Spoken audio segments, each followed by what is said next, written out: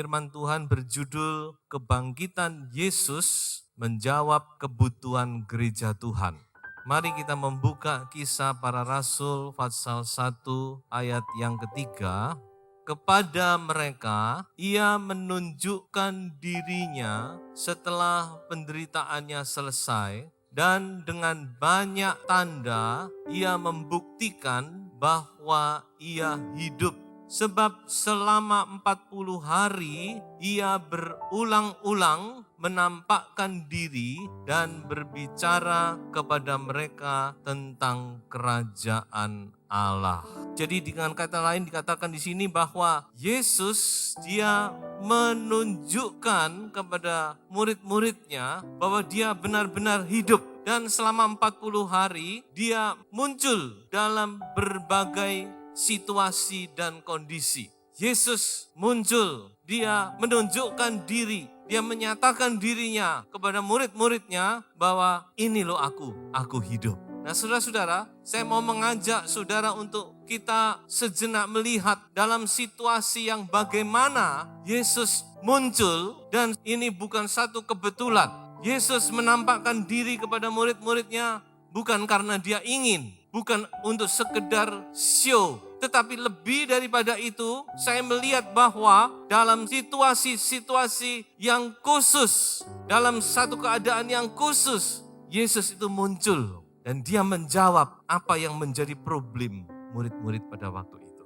Mari kita membaca pertama-tama di dalam Injil Yohanes pasal 20 ayat 26.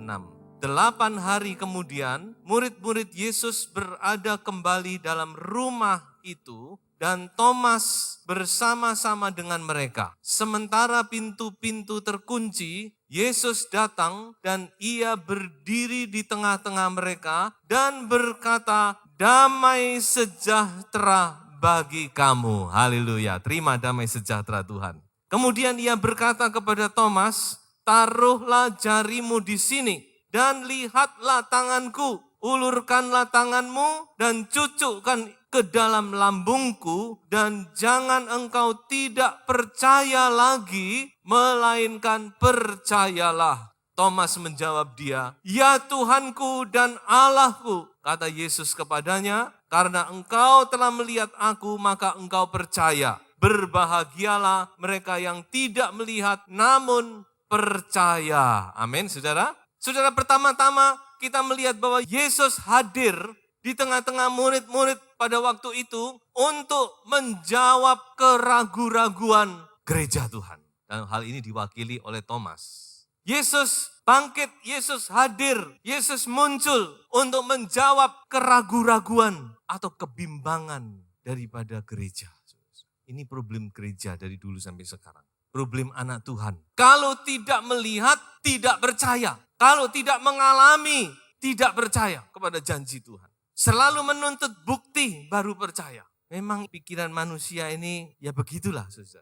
Mau lihat dulu, mau lihat bukti dulu, baru yakin kepada firman Tuhan. Kadang-kadang sudah lihat pun masih tidak percaya. Seperti bangsa Israel. Sudah melihat 10 tulah, sudah mengalami Laut Merah, Laut Tebrau yang begitu dahsyat dilepaskan oleh Tuhan. Begitu enggak ada air aja sudah bersungut-sungut, sudah maki-maki Musa, maki-maki Tuhan. Makanan bosan aja sudah bersungut-sungut kepada Tuhan, mencobai Tuhan. Nah, ini problem gereja. Jadi marilah kita sebagai orang-orang percaya di zaman perjanjian baru, jangan kita lakukan apa yang sudah itu. Biarlah saudara kita mau belajar, percaya dulu dan kita akan melihat. Amin.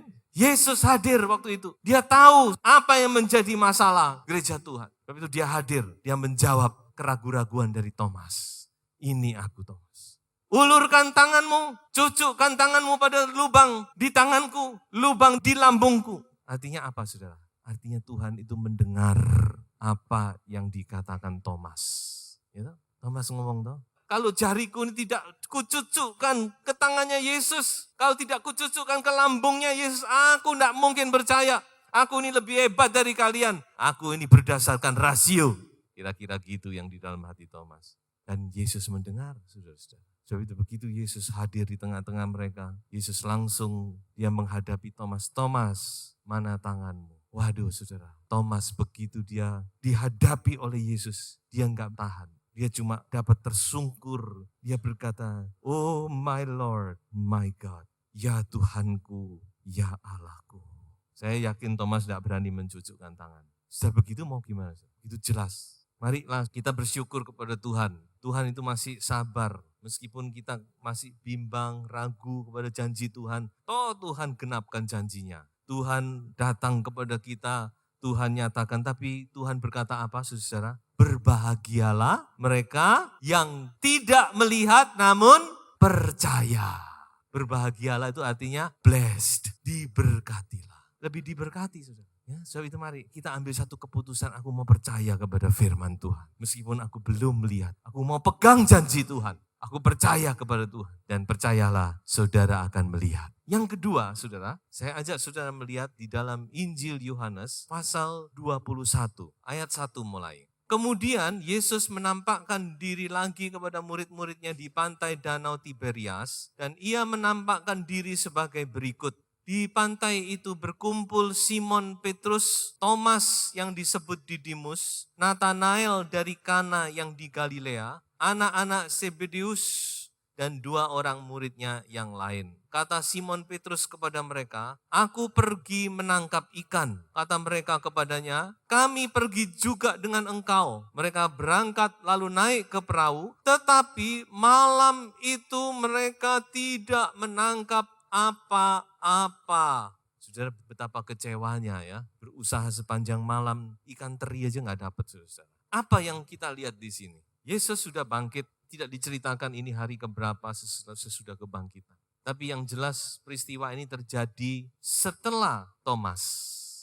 Urut-urutannya, berarti paling tidak Yesus sudah 2 kali menampakkan diri kepada murid-murid. Khususnya kepada Simon Petrus. Tetapi di sini kita melihat saudara-saudara, Simon Petruslah yang berinisiatif mengajak teman-temannya, "Ayo, aku mau pergi menangkap ikan." Artinya apa saudara? Artinya aku mau balik lagi jadi nelayan saja.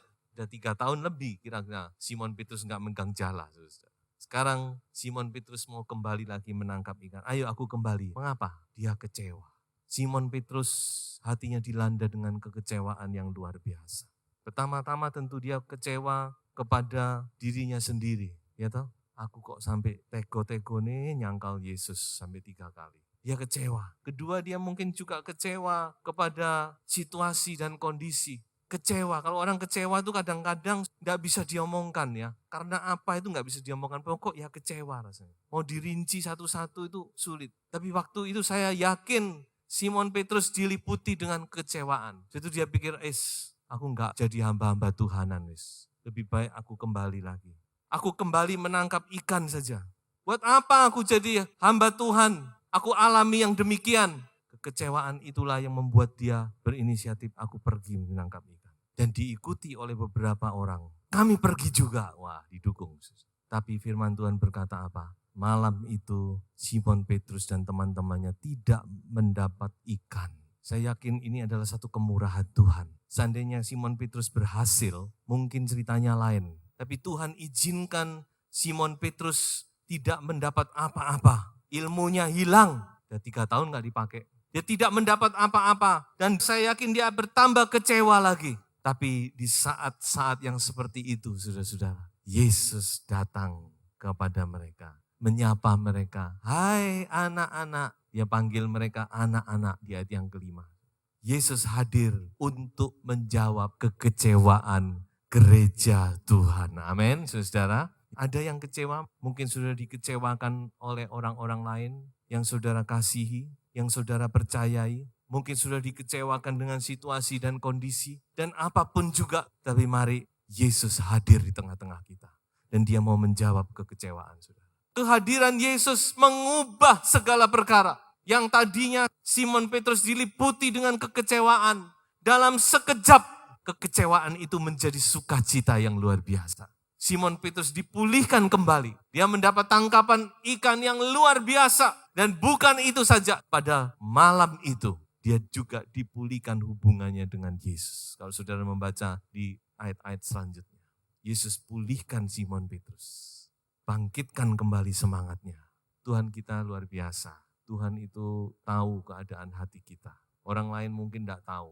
Orang lain cuma tahu luarnya, tapi dia tidak tahu dalamnya. Tapi Tuhan tahu sampai ke dasar hati kita. Dan Tuhan mau menjamah saudara di tempat hati saudara yang paling dalam.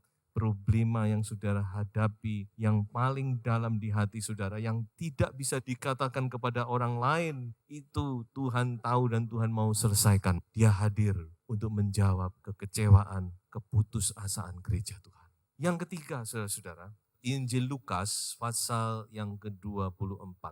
Pada hari itu juga ada 2 orang dari murid-murid Yesus pergi ke sebuah kampung bernama Emmaus yang terletak kira-kira 7 mil jauhnya dari Yerusalem. Dan mereka bercakap-cakap tentang segala sesuatu yang telah terjadi. Ketika mereka sedang bercakap-cakap dan bertukar pikiran, datanglah Yesus sendiri mendekati mereka, lalu berjalan bersama-sama dengan mereka, tetapi ada sesuatu yang menghalangi mata mereka sehingga mereka tidak dapat mengenal Dia. Yesus berkata kepada mereka, "Apakah yang kamu percakapkan sementara kamu berjalan?" Maka berhentilah mereka dengan muka muram.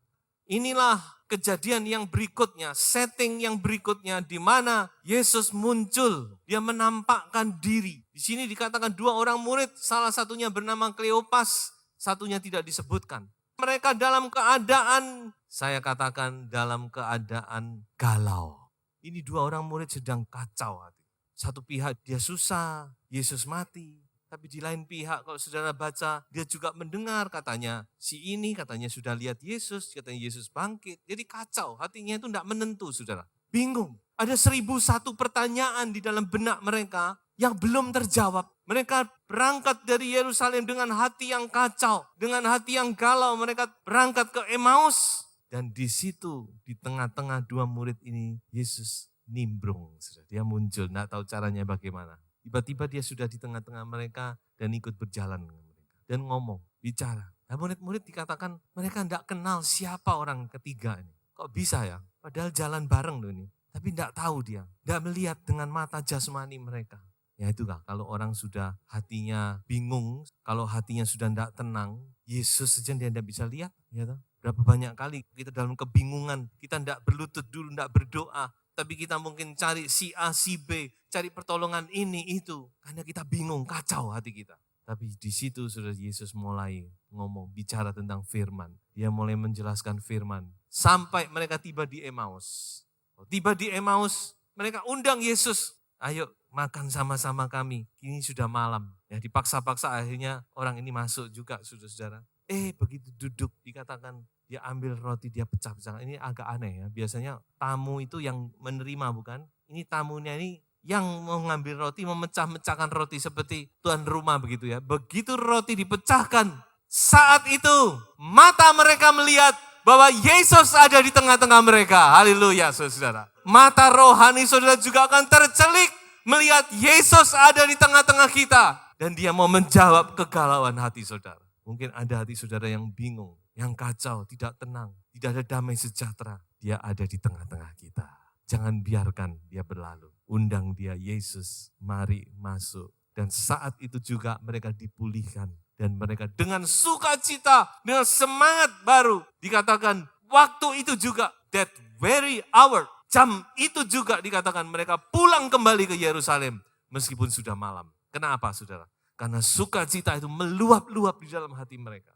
Kalau orang sudah sukacita dia tidak peduli lagi. Sudah capek, sudah malam tidak peduli. Dia pulang langsung dia beritakan. Kami sudah ketemu dengan Yesus. Haleluya. Yesus hadir untuk menjawab kegalauan murid-murid. Artinya God always listening and understanding. Allah selalu mendengar dan mengerti. Dia mengerti. Inilah beberapa setting di mana dikatakan Yesus menampakkan diri kepada murid-murid dan menjawab apa yang menjadi problema mereka pada waktu itu. Sekarang pertanyaannya, di mana Yesus? Ya tahu? Kita tidak melihat bukan? Dan firman Allah berkata bahwa sesudah 40 hari maka Yesus dia naik ke sorga disaksikan oleh sekian ratus pasang mata. Dia naik ke sorga dan dia belum datang kembali. Berarti dia ada di sorga. Ya apa? Dia bisa tahu problema saya dan saudara. Bagaimana dia bisa menjawab? Saya mau tunjukkan kepada saudara. Mari kita membaca dua bagian dari firman Tuhan. Pertama di dalam Injil Yohanes pasal 14 ayat 18 sampai ayat yang ke-20. Injil Yohanes pasal 14 ayat 18 sampai ayat yang ke-20. Aku tidak akan meninggalkan kamu sebagai yatim piatu. Aku datang kembali kepadamu. Ya, ini janji Tuhan loh ya, perhatikan. Ini sebelum Yesus mati, ini malam terakhir dia bicara. Tinggal sesaat lagi dan dunia tidak akan melihat aku lagi. Tetapi kamu melihat aku sebab aku hidup dan kamu pun akan hidup. Pada waktu itulah kamu akan tahu bahwa aku di dalam Bapa-Ku dan kamu di dalam aku dan aku di dalam kamu. Ini ayat-ayat jelas sekali. Dikatakan bahwa Yesus akan datang kembali menyertai kita. Dan kapan ini terjadi? Bukan second coming. Bukan kedatangan yang kedua kali. Ayat-ayat ini tidak berbicara tentang second coming. Bukan. Kalau second coming jelas Tuhan datang kembali. Tapi kalau saudara baca, ini adalah kejadian selama kita masih ada di dunia ini. Jelas, aku akan di dalam kamu, kamu di dalam aku. Satu bagian ayat lagi. Injil Yohanes pasal 16 ayat 20 sampai ayat 22. Aku berkata kepadamu, sesungguhnya kamu akan menangis dan meratap, tetapi dunia akan bergembira. Kamu akan berduka cita, tetapi duka citamu akan berubah menjadi sukacita. Seorang perempuan berduka cita pada saat ia melahirkan, tetapi sesudah ia melahirkan anaknya, ia tidak ingat lagi akan penderitaannya, karena kegembiraan bahwa seorang manusia telah dilahirkan ke dunia. Ayat 22 perhatikan. Demikian juga kamu sekarang diliputi duka cita, tetapi aku akan melihat kamu lagi dan hatimu akan bergembira. Dan tidak ada seorang pun yang dapat merampas kegembiraanmu itu daripadamu. Amin, saudara. Jadi kalau gitu di mana sekarang? Jelas kalau Yesus masih di sorga dan dia berjanji akan datang kembali. Tapi apa yang dimaksud di sini? Sekarang kita melihat satu ayat saja. Yohanes 14 ayat 16. Aku akan minta kepada Bapa dan ia akan memberikan kepadamu seorang penolong yang lain. Supaya ia menyertai kamu selama-lamanya, yaitu Roh kebenaran.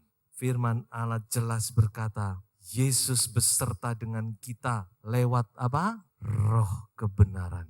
Roh Kudus. Yesus sekarang tidak tampil dengan tubuh jasmani, karena tubuh jasmaninya ada di sorga. Namun di dalam Roh Kudus, Rohnya menyertai saudara dan saya. Dia hadir di dalam kehidupan kita. Biarlah kita percaya sungguh. Makanya itu saudara-saudara, betapa pentingnya kita mempunyai hubungan yang erat dengan Roh Kudus. Kalau Roh Kudus menyertai kita itu jelas. Karena saudara percaya kepada Yesus, saudara lahir baru, saudara dimeterai dengan Roh Kudus. Tapi tidak cukup itu. Kita harus dikatakan oleh firman Tuhan, hendaklah kamu penuh dengan Roh Kudus. Kita mohon benar-benar Roh Kudus itu dinyatakan dengan limpah di dalam kehidupan kita. Kita diurapi dengan Roh Kudus. Benar-benar kuasa Tuhan itu bekerja. Saya tutup dengan satu ayat. Matius 18 ayat yang ke-20. Sebab di mana 2 atau 3 orang berkumpul dalam namaku, di situ aku ada di tengah-tengah mereka. Amin, saudara-saudara. Percayalah, Yesus hadir bersama kita untuk menjawab segala kebutuhan saudara. Meskipun belum melihat, tetapi kita mau percaya Tuhan memberkati kita semua.